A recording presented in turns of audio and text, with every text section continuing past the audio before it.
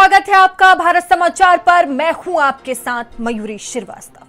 5 राज्यों के चुनाव में आज पश्चिम बंगाल में आखिरी चरण का मतदान भी पूरा हो जाएगा और इसके साथ ही पूरे चुनावी महासंग्राम पर ब्रेक लग जाएगा। असम, तमिलनाडु, केरल और पुडुचेरी में पहले ही वोटिंग खत्म हो चुकी थी और अब देश भर की नजरें एग्जिट पोल पर और 4 मई को आने वाले नतीजों पर टिक गई है। हर राजनीतिक दल अपनी अपनी जीत का दावा कर रहा है। कहीं भारी बहुमत की बात हो रही है तो कहीं बदलाव की लहर की चर्चा तेज है। इस चुनाव में बड़े नेताओं ने पूरी ताकत झोंक दी, जमकर रैलियां हुई, आरोप प्रत्यारोप चले और जनता ने भी रिकॉर्ड मतदान कर अपनी भागीदारी दर्ज करवाई है। अब देखिए, सबसे बड़ा सवाल यही है, क्या सत्ता बरकरार रहेगी या इस बार सियासत का समीकरण पूरी तरह बदल जाएगा। तो इस चुनाव में बड़े बड़े दिग्गज मैदान में उतरे और कई रैलियां देखने को मिली। हेलीकॉप्टर से लेकर रोड शो तक ताकत झोंकी गई। आरोप प्रत्यारोप का ऐसा दौर चला कि सियासी तापमान लगातार उबलता रहा। कहीं धर्म और पहचान का मुद्दा उठा तो कहीं विकास और रोजगार पर घमासान हुआ। तो देखिए, 4 मई वो दिन होगा जब नतीजे सामने आ जाएंगे और सभी की निगाहें इस पर टिकी हुई हैं। तो जनता का फैसला और लगातार देखिए सभी दल तैयारियों में नजर आए। सभी की जीत के दावे अपने अपने हैं, लेकिन 4 मई को नतीजे सामने आएंगे और तस्वीरें साफ हो जाएंगी कि क्या सत्ता बरकरार रहेगी या इस बार भी सियासत का समीकरण बदलेगा।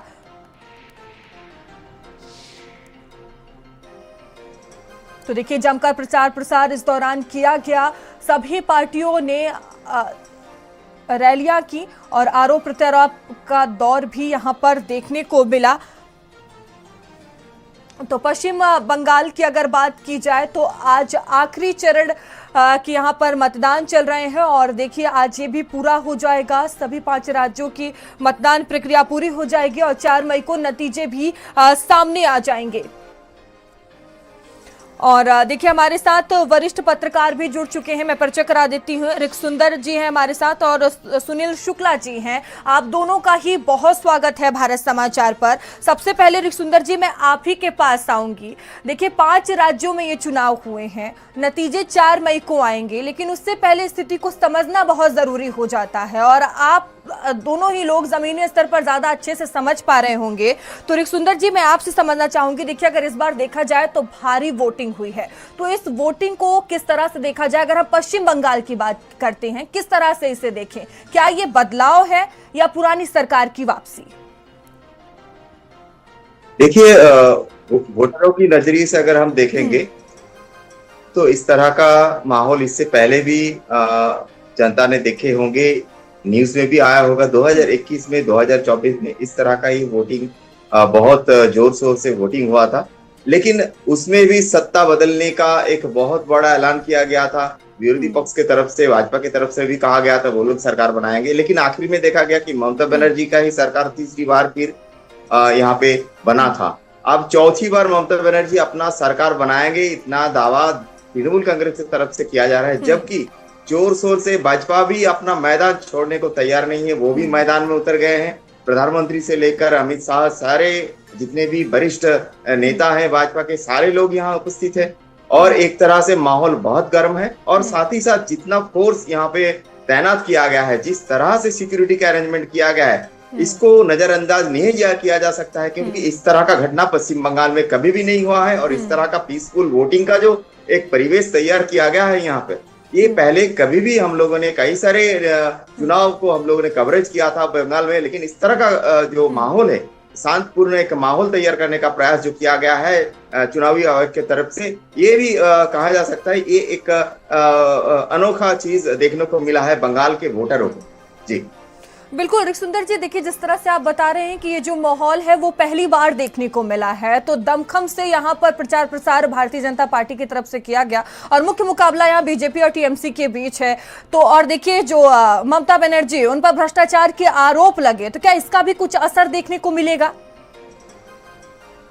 जी हाँ, इस तरह का कई सारे मुद्दे हैं जिस पर अगर हम लोग बात करेंगे, सिर्फ भ्रष्टाचार ही नहीं, साथ ही साथ लोगों का जो एम्प्लॉयमेंट जनरेशन का जो प्रॉब्लम है, साथ ही साथ जो जिस तरह का घटना यहाँ पे घट रहा है लॉ एंड ऑर्डर सिचुएशन को लेकर, और साथ ही साथ जो यहाँ का इंडस्ट्री हो, यहाँ का जो व्यवसाय है उसका डेवलपमेंट, सारी चीज एक के साथ एक जुड़ गया है। इसका काफी सारे लोगों में चर्चा भी है। अब वोटर किस तरह से वोट करते हैं, क्या वो फिर से चौथी बार ममता बनर्जी को सरकार में लाते हैं कि भाजपा को लाते हैं, ये 4 मई के बाद ही ये तय होगा।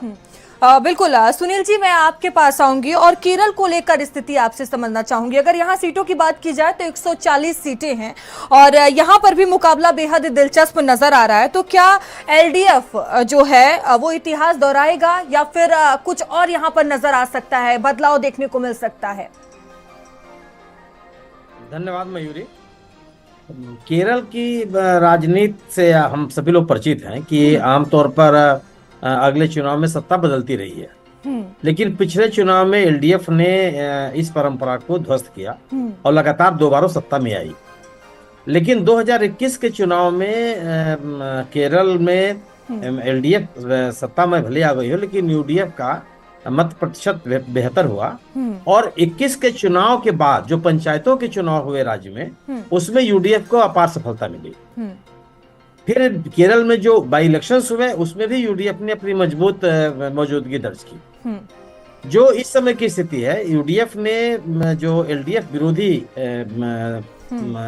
दल है उनको एकजुट करने में कामयाब हुई है और बहुत ही मजबूती के साथ उसने अपने चुनाव अभियान को चलाया है। अभी तक जो सर्वेक्षण भी आ रहे हैं, हालांकि सर्वेक्षणों पर बहुत निजी तौर पर बहुत विश्वास नहीं करता मैं, लेकिन मैं ये जरूर कह सकता हूं कि जो आकलन किए जा रहे हैं उसमें और जिस तरीके से यूडीएफ ने अपना प्रचार अभियान चलाया, ये बात कही जा रही है कि इस बार सत्ता परिवर्तन की तमाम संभावना है। और एलडीएफ में को लेकर के जो सरकार विरोधी जो रुख रुझान रहा वो भी सामने आया। जिस तरीके से यूडीएफ के चुनाव प्रचारों में लोगों की भागीदारी हुई और एलडीएफ को जो सरकार विरोधी एक माहौल को झेलना पड़ा है, तो लोगों का ये कहना है, लोग ये तमाम तरह लोगों का आकलन है कि यूडीएफ की संभावनाएं बेहतर है। और इस आधार में भी कहा जा रहा है कि 2021 के बाद राज्य में जितने भी चुनाव हुए हैं उन सभी चुनाव में, चाहे वो 2024 का लोकसभा का भी चुनाव, लोकसभा के चुनाव में तो आप कह सकते हैं कि एक तरफा यूडीएफ ने जीत दर्ज और उसको व्यापक जन समर्थन नहीं मिला। फिर उसी दौरान उसके बाद पंचायतों के चुनाव हुए, पंचायतों के चुनाव में भी यूडीएफ को जबरदस्त सफलताएं मिली। तो ये 2 संकेत ऐसे हैं, ये जो दोनों महत्वपूर्ण संकेत हैं, जिससे लगता है कि यूडीएफ की बढ़त होनी चाहिए। सर, कांग्रेस की भूमिका यहाँ पर आप किस तरह से देख रहे हैं? अगर कांग्रेस कमजोर होती है तो राहुल गांधी की राजनीति पर कितना असर पड़ने वाला है? अगर हम यहाँ केरल की बात केरल में तो कांग्रेस कमजोर नहीं होती। यूडीएफ का मतलब कि कांग्रेस के नेतृत्व में क्या गठबंधन, यूनाइटेड प्रोग्रेसिव अलायंस जो है वो तो कांग्रेस का ही गठबंधन है, उसमें कांग्रेस ही प्रमुख पार्टी है। बिल्कुल। तो केरल में तो कांग्रेस के कमजोर होने की संभावना नहीं देखती। 2024 के अगर लोकसभा का चुनाव आप देखिए तो केरल में कांग्रेस ने जबरदस्त सफलता हासिल की और अधिकांश सीटों पर जीत दर्ज किया, मत प्रतिशत भी उसका बहुत बेहतर रहा। तो केरल के मद्देनजर तो आप ये नहीं कह सकती हैं, ये नहीं कहा जाना चाहिए कि कांग्रेस कमजोर होगी। निश्चित रूप से जो कोई नया राज्य हासिल कर पाएगी उसको लेकर बहस की जा सकती है।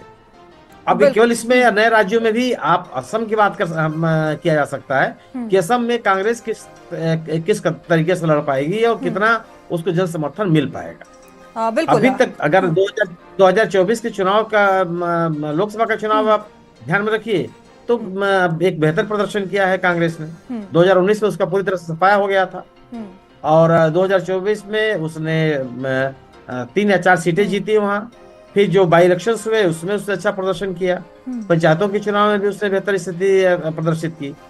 और अभी भी जो असम में भाजपा विरोधी गठबंधन है उसने बहुत बड़े पैमाने पर विभिन्न दलों को अपने साथ जोड़ा है। तो असम में क्या होगा, किसकी सरकार बनेगी नहीं बनेगी कहना अलग है, लेकिन कांग्रेस ने एक अपनी राजनीतिक जमीन को दोबारा से पाने की कोशिश करती हुई नजर आ रही है। होगा क्या नहीं होगा अलग का प्रश्न है। बिल्कुल। पांडिचेरी में भी बेहतर होनी चाहिए। बिल्कुल सर, लौटेंगे इन राज्यों पर। हरीश सुंदर जी, आपसे मैं असम को लेकर समझना चाहूंगी। देखिए, अगर कुल सीटों की बात की जाए तो 126 सीट हैं और पिछले साल यहां पर भारतीय जनता पार्टी ने सरकार बनाई थी पिछली बार। इस बार की स्थिति क्या नजर आ रही है? क्या लग रहा है हेमंत बिस्वा शर्मा का फैक्टर फिर से काम आएगा?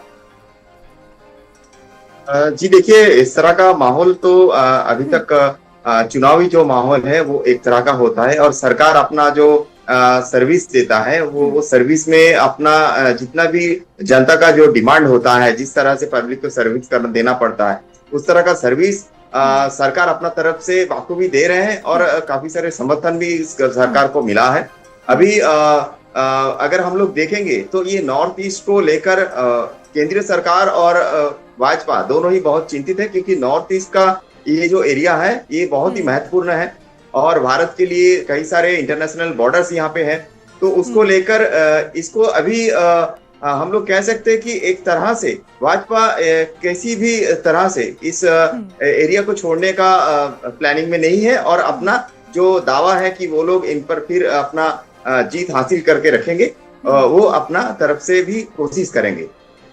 बिल्कुल हरीश सुंदर जी, देखिए यहाँ वोटिंग परसेंटेज बहुत ज्यादा सही रही है, 85 से ऊपर वोटिंग परसेंटेज रही है। तो इसे किस तरह से देखा जाए? क्या सरकार के काम पर मुहर लगा है या फिर बदलाव के ये संकेत हैं? देखिए, बदलाव के लिए सरकार का जो काम है उस काम पे अगर लोग संतुष्टि नहीं होता है, नाखुशी होता है लोगों में, तब जाके कुछ ऐसा होता है कि विरोधी पक्ष में इसका बहुत ज्यादा सफलता विरोधी पक्ष को मिलता है। लेकिन अभी तक का जो माहौल है इसमें सरकार के लिए जो जो दावा लेकर के सरकार आए थे कि वो अपना काम पूरा करेंगे, चाहे वो रोड से लेकर बॉर्डर सेफ्टी से लेकर सारे चीज, और लोगों के एम्प्लॉयमेंट को लेकर, ये सारी चीजों में वो अपना सफलता दिखाने की कोशिश कर रहे हैं, और उस वजह से फिलहाल अभी कोई चेंजेस होगा ये हम लोग जोर से दावा नहीं कर सकते। बिल्कुल। सुनील जी, आपके पास आऊंगी। अगर पुडुचेरी को लेकर बात करते हैं तो देखिए यहाँ पर एनडीए है, तो क्या लगता है कि किस तरह की स्थिति है यहाँ पर? क्या अपनी सरकार एनडीए बचा पाएगा? देखिए, पुडुचेरी छोटा सा राज्य है, पुडुचेरी में बीजेपी की कोई ताकत नहीं है। वहाँ जो रामास्वामी साहब जो कांग्रेस से निकल करके एक जो गुट है, एनसी कांग्रेस कुछ उसका नाम है, वो उस पार्टी का ही ज्यादा जोर है, और वह निश्चित रूप से ये निर्भर करेगा कि रामास्वामी साहब की पार्टी कितना किस कदर अपना प्रदर्शन कर पाती है। कांग्रेस का अपना जनाधार है, और 1 साल की एंटी इनकम्बेंसी है जो जिसकी एनडीए सरकार की आपने बात कही है, तो कुछ भी हो सकता है। एनडीए वापस भी आ सकती है और कांग्रेस सत्ता में दोबारा वापस छीन भी सकती है। लड़ाई दोनों गठबंधनों ने बड़ी मजबूती के साथ चुनाव का सामना किया है। तो अब ये कहा जा सकता है कि सरकार को जो वर्तमान सत्तारूढ़ दल है, गठबंधन है, उसके सामने चुनौतियां तो हैं, लेकिन वो कांग्रेस की अपनी संगठनात्मक कमजोरियां भी हैं। बावजूद इसके कांग्रेस ने एक बेहतर तरीके से अपने गठबंधन के साथ चुनौती दी है, और कांग्रेस भी गठबंधन के साथ उतरी है मैदान में।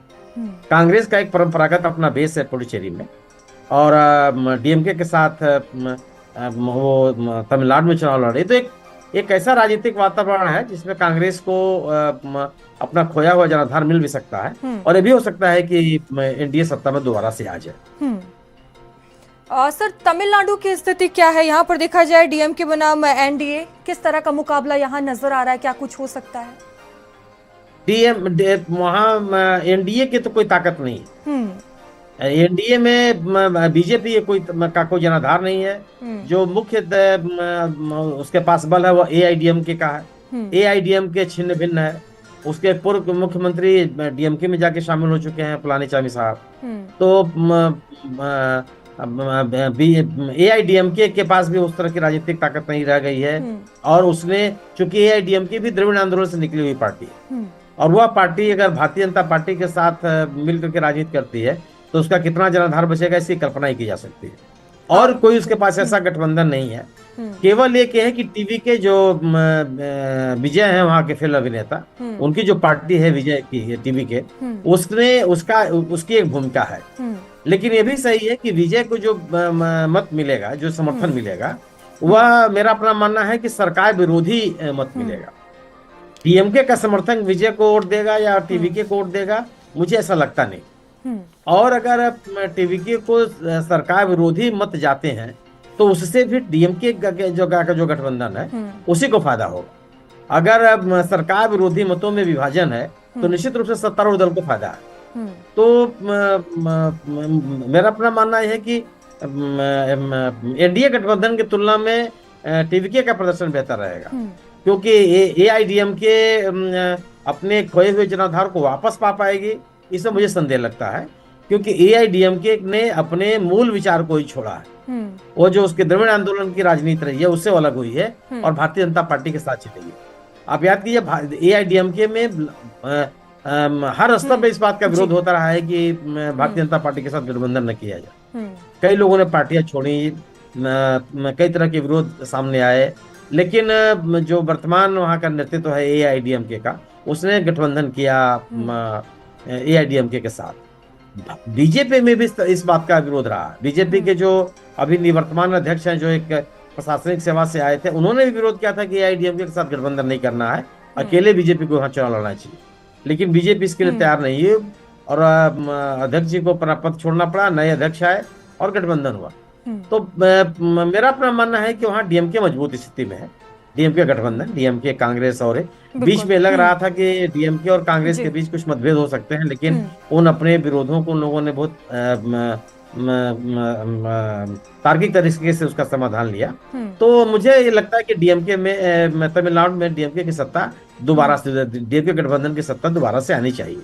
बिल्कुल जी। अरिक सुंदर जी, मैं आपके पास आऊंगी और पश्चिम बंगाल को लेकर ये है कि देखिए, अगर वोटर्स के मूड को समझे तो मूड किस तरह का नजर आया, उन्होंने क्या देखते हुए वोट किया है? क्या पार्टी का नाम देखा है, प्रत्याशी का नाम देखा है, या फिर मुद्दों को देखते हुए क्या कुछ नजर आया है, अगर मूड की बात करें तो?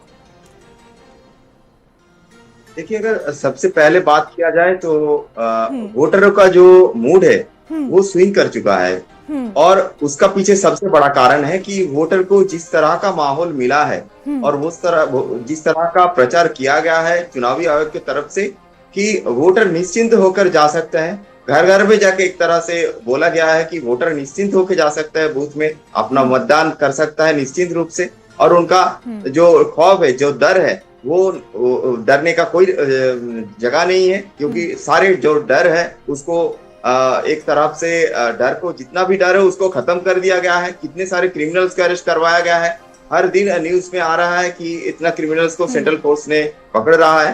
तो उस हिसाब से एक माहौल इस तरह से तैयार किया गया जो कि वोटर्स को अपना जो अधिकार है, किसको चुनेंगे वो लोग, वो अपना अधिकार जो है वो दिखाने का एक रास्ता उन लोगों को मिला है। एक तरह से पहले वो लोग पैनिक रहते थे कि हमको शायद रूलिंग की तरफ में ही जाना पड़ेगा, ये दूसरा एरिया में अगर कोई दूसरा पार्टी का पॉलिटिकल वर्कर बहुत ज्यादा प्रेशराइज करते हैं उन लोगों को, उनको वोट देना है, इस तरह का माहौल खत्म हो गया है। तो वोटर अपना अधिकार अपना हिसाब से देंगे, दे रहे हैं, इस वजह से वोटिंग का परसेंटेज भी धीरे धीरे बढ़ रहा है। जी मैम जी। बिल्कुल सुनील जी, देखिए, अगर देखा जाए तो एक मुद्दा महिला आरक्षण का मुद्दा काफी चर्चाओं में रहा, और अगर पश्चिम बंगाल की बात की जाए, महिला वोटरों की बात करते तो उनका मूड किस तरह का नजर आया है? देखिए, ये माहौल बनाने की बहुत कोशिश किया बीजेपी ने, लेकिन मेरा अपना मानना है कि आप पश्चिम बंगाल में महिलाओं को प्रतिनिधित्व देने के नाम पर या सशक्तिकरण देने के नाम पर आप ममता बनर्जी को घेर नहीं सकते। टीएमसी ने जितनी महिलाओं को प्रतिनिधित्व दिया लोकसभा में, चाहे विधानसभा में, चाहे पंचायतों के चुनाव में, अपने दल में भी, उसकी तुलना भारतीय जनता पार्टी से नहीं की जा सकती। भारतीय जनता पार्टी इस मामले में टीएमसी को घेर नहीं सकती, और इसीलिए कोशिश जरूर की गई कि उस विधेयक के नाम पर, जो कि महिला आरक्षण के नाम, महिला आरक्षण का विधेयक नहीं था, महिला आरक्षण को लेकर के तो संसद विधेयक पारित कर चुके 2023 में ही। 2023 में ही विपक्षी दलों ने सरकार से मांग किया था कि 2024 के चुनाव से इसको लागू कर दिया जाए, सरकार नहीं तैयार हुई। सरकार ने उसको कहा कि हम 2029 के चुनाव में लागू करेंगे, फिर अचानक आप महिला आरक्षण करके बात करने लगी, वो विशेष सत्र भी बुलाया। तो वह महिला आरक्षण का विधेयक नहीं, वह परिसीमन का विधेयक जी, परिसीमन को लेकर के भारतीय जनता पार्टी सरकार के खिलाफ विपक्ष पूरे एकजुट है। पश्चिम बंगाल में महिलाएं बड़े पैमाने पर तृणमूल कांग्रेस को वोट देती रही हैं। लेकिन जो महिलाओं का एक वर्ग जरूर है जिसमें टीएमसी की तुलना में बीजेपी का प्रदर्शन बेहतर है, और वह है शहरी संपन्न महिलाओं का, जी, जो आर्थिक रूप से बहुत संपन्न महिलाएं हैं और शहरी हैं और विभिन्न इलाकों में हैं वो। तो उनमें बीजेपी का जन समर्थन रहा है टीएमसी की तुलना में ज्यादा, लेकिन उनकी संख्या बहुत ही कम है। जो गरीब महिलाएं हैं, ग्रामीण महिलाएं हैं, कस्बों में रहती हैं, जो आर्थिक रूप से विपन्न है, मजदूरी खेती किसानी करती हैं, बिल्कुल सर, अपने अपने दावे हैं और ये 4 मई को भी साफ हो जाएगा कि आखिर जनता ने किसे चुना है। फिलहाल आप दोनों का बहुत धन्यवाद हमारे साथ जुड़ने के लिए। तो देखिए 4 मई वो दिन होंगे जब नतीजे भी सामने आ जाएंगे। सबकी निगाहें नतीजों पर टिकी हुई हैं। 5 राज्यों में चुनाव हुए हैं और नतीजे भी जल्द सामने आ जाएंगे। और रुकेंगे छोटे से ब्रेक के लिए, बने रहिए भारत समाचार के साथ।